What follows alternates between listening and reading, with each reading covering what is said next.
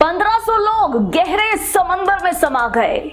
111 साल बाद उसी टाइटैनिक जहाज की वजह से एक बार फिर 5 लोग सागर में डूबकर मरने के लिए मजबूर हो गए। टाइटन पनडुब्बी पानी में डूबने की वजह से टाइटैनिक जहाज वापस सुर्खियों में आ गया है। टाइटैनिक जहाज जब बनकर तैयार हुआ तो इसकी चर्चा पूरे विश्व में हुई थी। इस पर दुनिया की तमाम सुविधाओं का ध्यान रखा गया था। हर किसी की इस पर सवार होकर यात्रा करने की इच्छा थी। इस जहाज से पहली यात्रा के लिए कई लोगों ने टिकट भी खरीदे थे, तो कई को टिकट ना मिलने पर वो मायूस भी हो गए थे।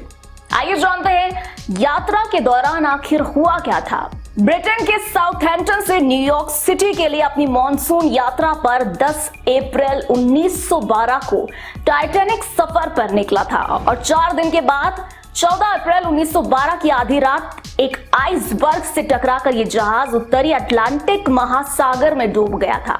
हादसे में 1500 से अधिक लोगों की मौत हो गई थी। 706 लोगों को किसी तरह से बचा लिया गया।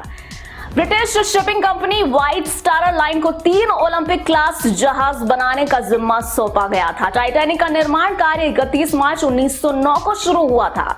उत्तरी आयरलैंड के बेलफास्ट में स्थित हॉलैंड एंड वुल्फ शिपयार्ड में इस जहाज को तैयार किया गया था।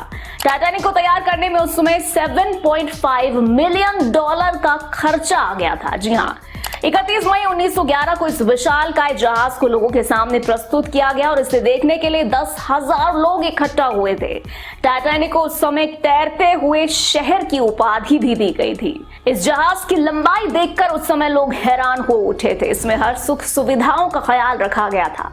टाइटैनिक एक रॉयल मेल शिप भी था और इसीलिए जहाज पर 3000 बैग मेल्स भी थे। टाइटैनिक पर बनी फिल्म को भी कई पुरस्कार मिल चुके हैं। वॉशिंगटन पोस्ट की रिपोर्ट के मुताबिक टाइटैनिक जहाज इंपीरियल स्टेट बिल्डिंग जितना ऊंचा था, यानी कि इसकी ऊंचाई करीब 17 मंजिला इमारत के बराबर थी। इस जहाज की लंबाई फुटबॉल के 3 मैदानों के बराबर थी। जहाज में रोज 800 टन कोयले की खपत हर रोज होती थी। टाइटैनिक में लगी सीटी की आवाज को 11 मील दूरी तक सुना जा सकता था।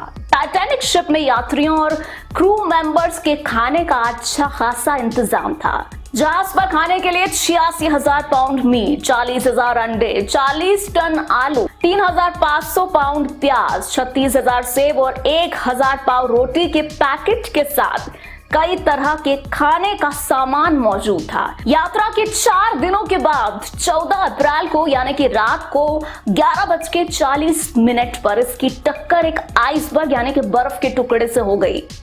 टक्कर के बाद शिप का अलार्म तो बजा, लेकिन जब तक इंजन को घुमाकर जहाज को रास्ते से हटाया जाता तब तक टक्कर हो चुकी थी। जब यह हादसा हुआ तब टाइटैनिक जहाज 41 किलोमीटर प्रति घंटे की रफ्तार से चल रहा था। टक्कर के तुरंत बाद टाइटैनिक में तेजी से पानी भरने लगा और करीब 3 घंटे के बाद जहाज का अगला हिस्सा समंदर में डूब गया और इसका पिछला हिस्सा ऊपर उठ गया। इसके बाद जहाज के 2 टुकड़े हुए और करीब 2 घंटे में ये पूरी तरह से समंदर में डूब गया। टाइटैनिक शिप के कैप्टन स्मिथ इस यात्रा के बाद रिटायरमेंट लेने की तैयारी कर रहे थे, लेकिन ये सफर ही उनकी जिंदगी का आखिरी सफर साबित हो गया। इसके बाद समुद्री जहाजों की सुरक्षा के लिए रडार जैसे उपकरणों का इस्तेमाल किया जाने लगा। टाइटैनिक जहाज के बारे में ये जानकारी आपको कैसी लगी, हमें कमेंट सेक्शन में जरूर बताएं। ऐसी ही और खबरों से हमेशा अपडेट रहने के लिए चैनल को सब्सक्राइब कर लीजिए और वीडियो पसंद आया हो तो लाइक और शेयर करना ना भूलें।